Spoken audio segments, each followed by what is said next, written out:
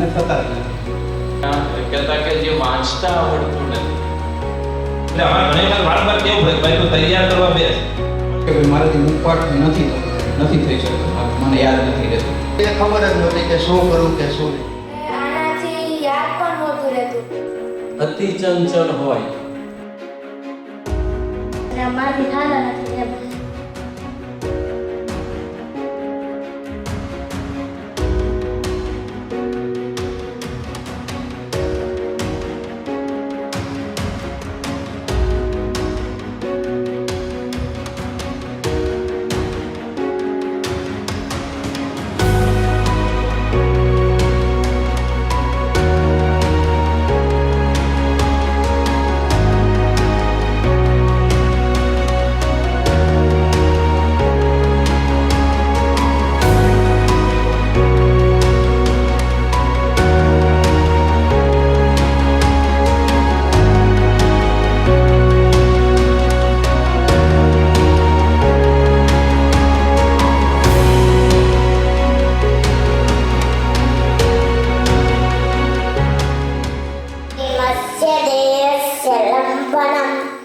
એ અમારા માટે ખૂબ જ ભાગ્યની વાત છે અને ખૂબ જ હર્ષની વાત છે.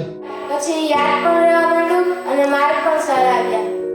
અતિશય શ્રદ્ધાનો વિષય છે. બાપાને રાજી કરવાની જ ભાવનાથી કરું છું, કારણ કે જો સત્સંગ દીક્ષામાં આટલો 315 શ્લોક હોવા છતાં પણ આ બાપાનો આટલો રાજીપો મળ્યો તો કારિકામાં તો 565 શ્લોક છે, તો બાપાનો કેવડો રાજીપો મળ્યો. કેમ કે રમણ તો કરી દે છે પણ બાપાનો રાજીપો પછી દીધો. સ્વામી બાપાને રાજી કરવા હતા.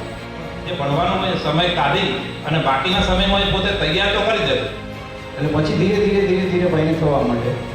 પછી તો નિંદરમાંથી ઉઠે ને તો હજી ઉઠો હોય ને આપણે એના મમ્મી કહે કે ગમે શ્લોક કે 152 તો તરસ ત્યાં ભૂતો જ ચાલુ થઈ જાય. એટલે એક જે એને મનમાં હતું કે મારે બાપાને રાજી કરવા છે. એના સંકલ્પ મનની અંદર તો હતો કે બાપા રાજી કરવા છે, એટલે આ એને કરી ત્યારે એવું નડી નથી. એ ભદ્રેશ સ્વામી આ બાળકોને એમ કહે છે કે તમે તો વિદ્વાન છો, તમે સ્પેશિયલ છો, આપણા ગુરુ સ્પેશિયલ છે અને આપણો સિદ્ધાંત સ્પેશિયલ છે. તો જ્યારે એ વ્યક્તિ તરફથી આપણને જ્યારે સ્પેશિયલ બાળકો તરીકેનું બિરુદ મળે ને તો એમના વાલી તરીકે આપણને ખરેખર ખૂબ ગર્વ મહેસૂસ થાય છે.